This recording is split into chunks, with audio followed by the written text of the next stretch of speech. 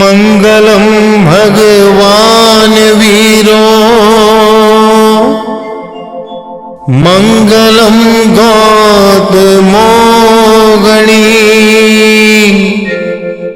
मंगलम स्थूलिभद्राद्या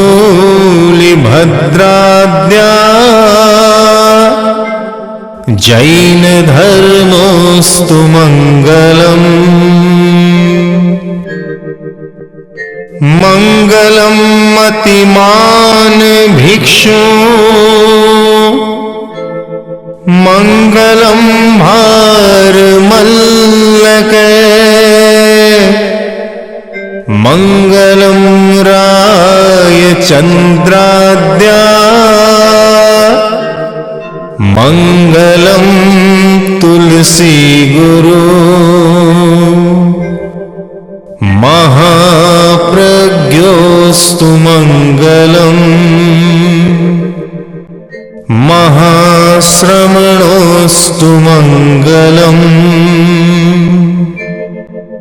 तेरापंथोस्तु मंगलम।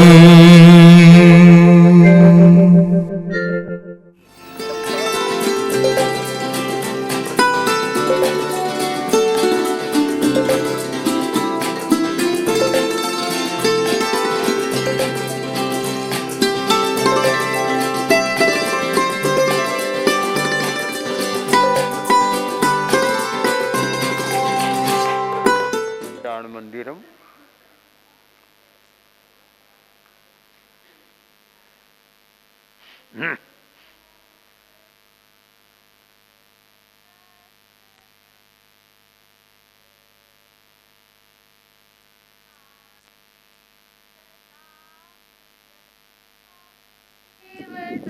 संचयेन माणिक्य हेम रजत प्रविनिर्मितेन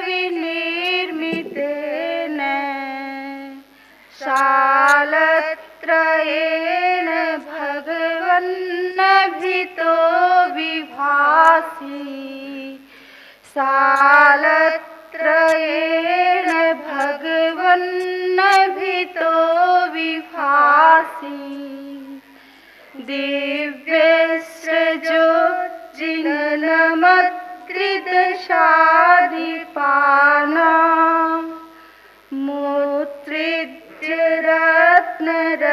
मूत्रिज्यरत्नरचितानपि मौलिबन्धान् पादौ श्रयन्ति भवतो यदि वा परत्र त्वत्सङ्गमे सुमनसो नरमन्त एव त्वत्सङ्गमे सुमनसो नरमन्त एव।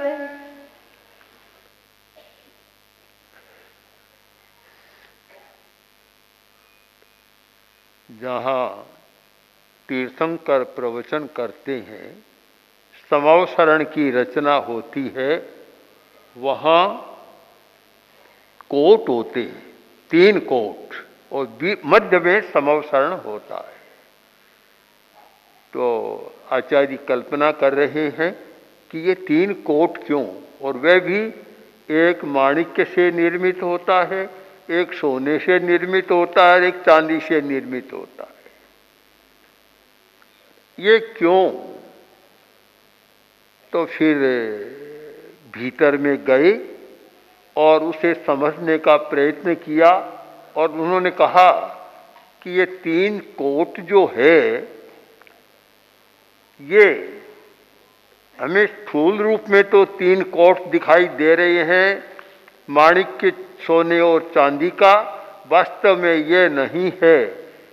प्रभु, आपकी कांति, आपका प्रताप और आपका यश इन 3 कोटों के रूप में खड़ा हो गया है।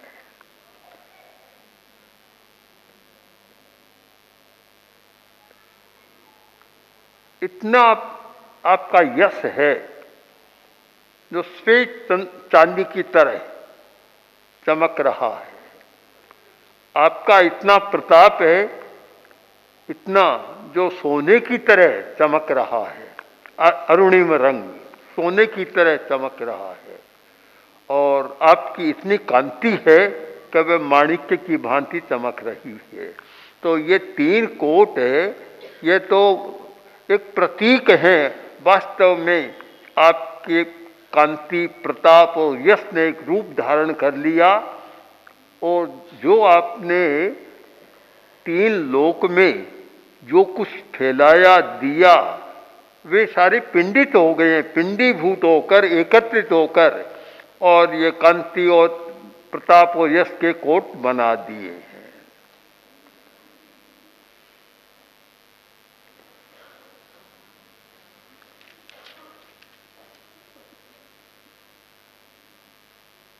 अब भगवान का सबव शरण और देशना, तो कहा जाता है कि वहाँ देवता भी आते हैं, इंद्र भी आते हैं। उस परिषद में एक स्थान देवों के लिए होता है।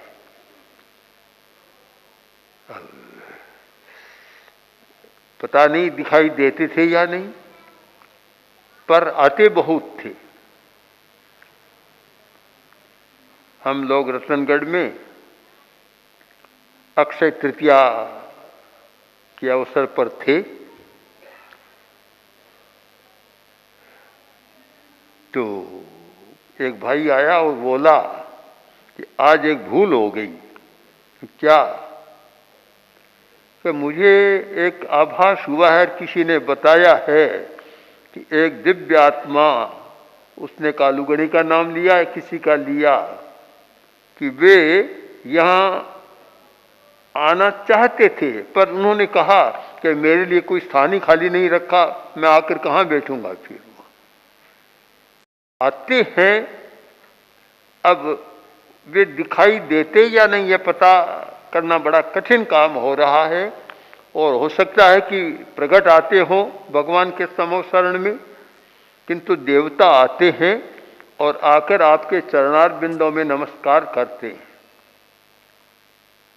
और जब नमस्कार करते हैं, झुकते हैं, तो उनका सिर पर मुकुट और मुकुट पर फूलों की माला।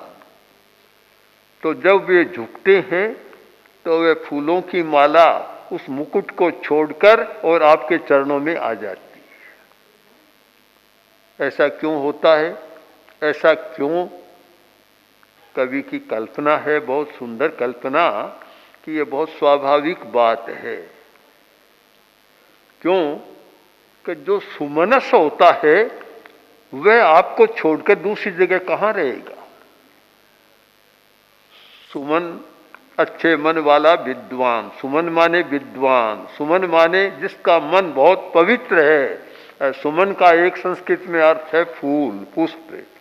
का जो सुमन वाला है प्रभु, वह आपके पदार बिंदों को छोड़कर दूसरी जगह कैसे रमण करेगा। चाहे इंद्र का मुकुट हो, वह वहाँ नहीं रहना चाहेगा, वह तो आपके चरणों में ही रहना चाहेगा।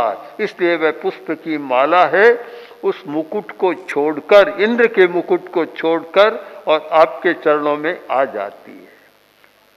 बड़ा एक महत्व का प्रश्न है, कौन व्यक्ति कहाँ रहना चाहता है। सुमन व्यक्ति कहाँ रहता है? हर जगह सुमन व्यक्ति रह नहीं सकता। एक बहुत महत्वपूर्ण प्रसंग है। यूनान का राजदूत आया, मौर्य साम्राज्य, बहुत शक्तिशाली साम्राज्य था मौर्य का, और जिसमें चंद्रगुप्त, अशोक, सम्राट संप्रति आदि आदि अनेक महत्वपूर्ण चक्रवर्ती राजे हुए। राज्यसभा में गया, बातचीत हो रही है। बातचीत के दौरान उसने देखा कि सब लोग चाणक्य की प्रशंसा कर रहे हैं। महामंत्री चाणक्य की प्रशंसा कर रहे हैं सब लोग। राज्यसभा समाप्त हुई। राजदूत ने कहा, मैं चाणक्य से मिलना चाहता हूं।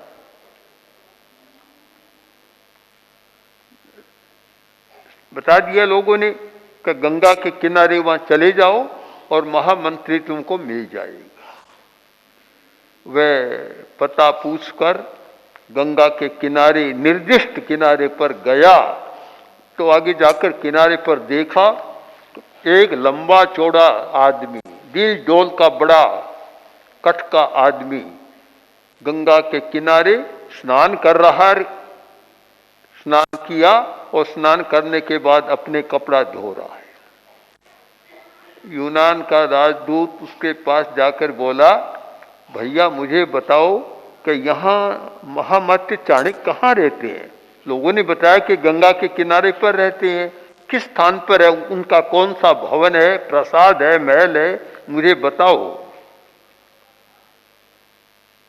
उस व्यक्ति ने कहा कि देखो ये सामने झोंपड़ी है, उस झोंपड़ी में रहता है। यह राजदूत समझ नहीं सका, कल्पना भी नहीं कर सका कि भला इतने विशाल साम्राज्य, मौर्य साम्राज्य बहुत विशाल साम्राज्य था, इतने बड़े विशाल साम्राज्य का महामंत्री और झोंपड़ी में रहता है। समझ में तो नहीं आई, पर जो कहा तो ठीक है, जाकर देखता हूं। गया वहां जाकर देखा तो झोंपड़ी खाली पड़ी है, कोई नहीं वहां। क्या उसने सोचा कि उस व्यक्ति ने जो स्नान कर रहा था मुझे धोखा दे दिया, झूठा पता बता दिया। अब वह एक संदेह की स्थिति में खड़ा है कि क्या बात है, यहाँ के लोग इतना झूठ बोलते हैं, मुझे धोखा दिया है, झोंपड़ी में तो कोई नहीं है। वह तो संदेह के झूले में झूल रहा था और इतने में पीछे एक आदमी आया, पीछे खड़ा है, और उसने देखा और कहा, भैया तूने मुझे धोखा दे दिया, यहाँ महामात्य चाणक्य रहते हैं तो कोई नहीं है। तो चाणक्य बोला, यूनान के राजदूत स्वागतम, आपका स्वागत है। स्वागत? कौन है आप? कि मेरा नाम चाणक्य है।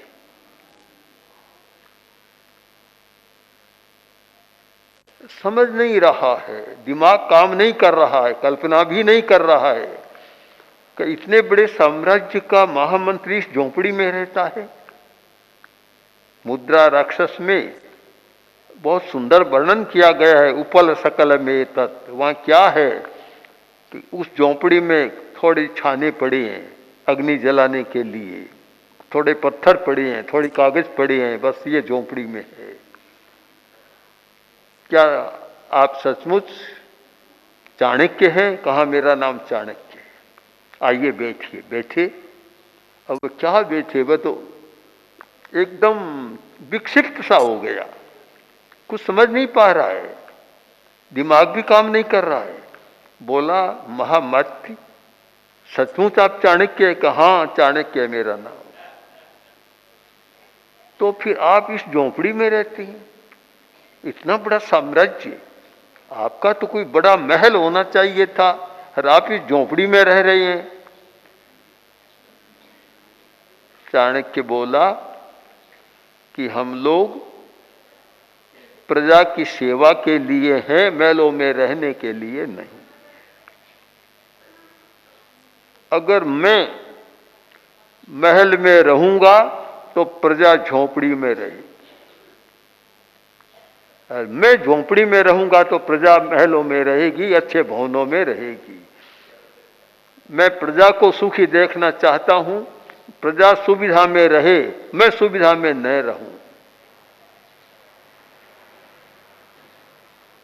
एक आज तो कल्पना भी नहीं की जा सकती। पहली बात तो यह है कि आज कोई महामंत्री या मंत्री भी होगा तो एक पहले तो कमांडो की फौज होगी, फिर कोई बड़ा भवन होगा, बड़ी कोठी होगी, और फिर भीतर जाए तो सुविधाओं का अंबार, बड़ी बड़ी कुर्सियां, गद्दे, बिछौने और पता नहीं क्या क्या होता है, सब कुछ होता है। किंतु वहां तो कुछ भी नहीं था चाणक्य के पास। तो तो फिर हम सोच सकते हैं। अगर चाणक्य का सूत्र है वह वास्तव में इतना महत्वपूर्ण है कि शासक वर्ग यदि महलों में रहेगा तो प्रजा को झोंपड़ी ही पांति आएगी, फिर महल कहाँ मिलेंगे। शासक इतनी सुविधा में रहेगा तो प्रजा को वह सुविधा प्राप्त कैसे होगी, उसे कहाँ रहना चाहिए। यहाँ शब्द काम करता है कि सुमनस है। फूलों की माला अगर इंद्र के सिर पर मस्तक पर ही रहना पसंद करे तो फिर वह सुमन नहीं रह सकता, अच्छा मन वाला नहीं हो सकता। फिर फूल का नाम भी सुमनस नहीं हो सकता। शायद पुष्प का नाम इसीलिए सुमनस है कि वह अच्छे स्थान पर रहना पसंद करता है, अच्छे स्थान पर, और इसीलिए वह सुमन है।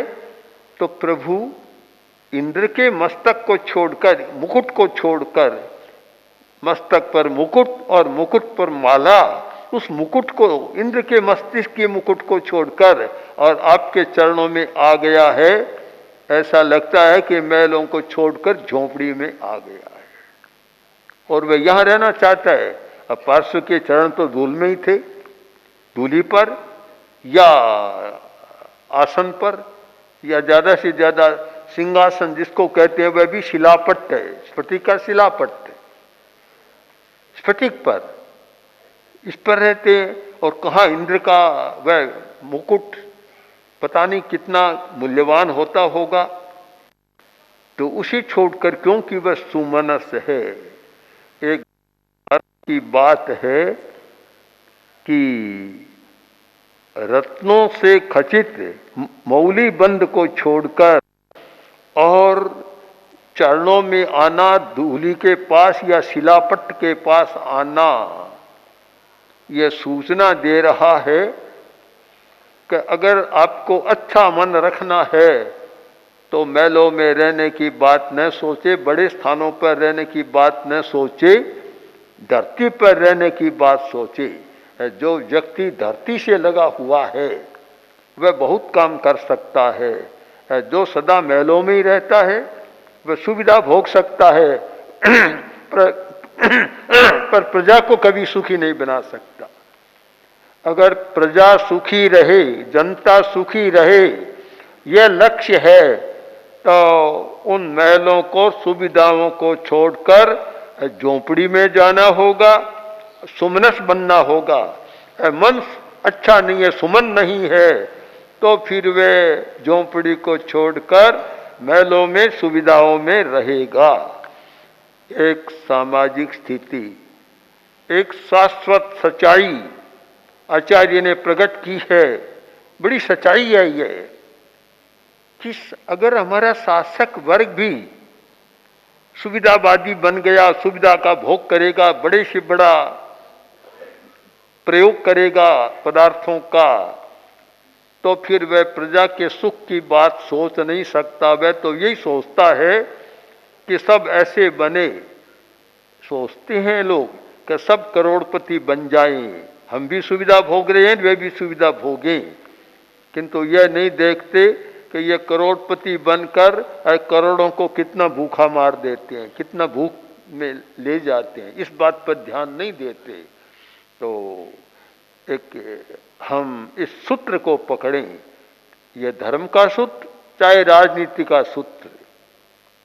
धर्म में भी भगवान महावीर की वाणी को देखें तो महावीर ने कहा, सुर सायगस्य समणस्य साया उलगस्य निगाम साइस्य उच्छोलना पहोस्य सुलहा सुगई तारी सगस्य।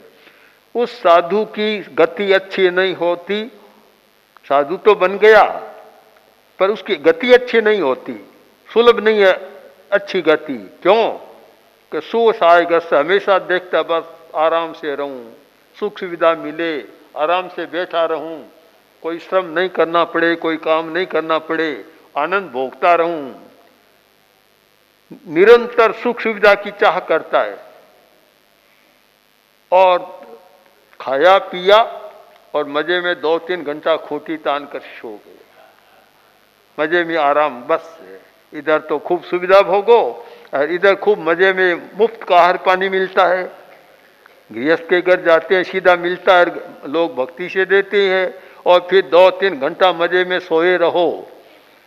एक बार हम पूज्य गुरुदेव जब अहमदाबाद चतुर्मास कर रहे थे तो गुरुदेव ने मैं कहा कि वहाँ मुनि पुण्य विजय जी से मिलो। हम गए, मिले, हमने कहा कि आप अकेले ही काम कर रहे हैं।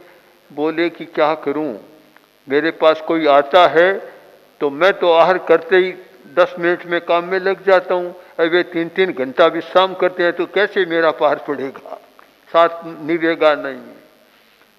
तो निकाम साई सोते रहते हैं, बस नींद प्रमाद में रहते हैं। उच्छोलना पहो, इससे ध्यान रहता है कि कपड़ों की सफाई रहे, साफ कपड़ा रहे, धोने में इसी समय बिता देते हैं, लंबा समय धोने में प्रक्षालन में बिता देते हैं। ऐसा साधु है उसकी गति भी अच्छी नहीं होती। तो भला गृहस्थ की बात तो छोड़ दें, साधु बनने की बात भी ये होता है। तो जहाँ सुविधावादी है वह प्रजा का हित नहीं कर सकता, सुविधावादी साधु है वह जनता का हित नहीं कर सकता, अपना भी नहीं कर सकता, और वह सुमनस नहीं हो सकता। यह सुमन का एक बहुत बड़ा स्थानांक सूत्र में बड़ा विवेचन है, सुमन और दुर्मन का। तो एक सुमन यानी फूल ने भी इतनी अच्छी बात सोच ली कि मुझे इंद्र के मुकुट पर नहीं रहना है, मुझे तो भगवान की चरण धूलि में रहना है। अगर फूल भी ऐसी बात सोच सकता है तो एक विकसित मस्तिष्क वाला आदमी ऐसा न सोचे कि मुझे सुविधा का भोग कर, सुविधाओं में जीवन बिताकर तो जीवन को व्यर्थ नहीं गंवाना है, मुझे तो उस धर्म की धूलि में ही रहना है और एक कठोर जीवन जीना है जिससे मैं सुमनस बन सकूं और मेरा मन सदा पवित्र बना रहे। ओम हर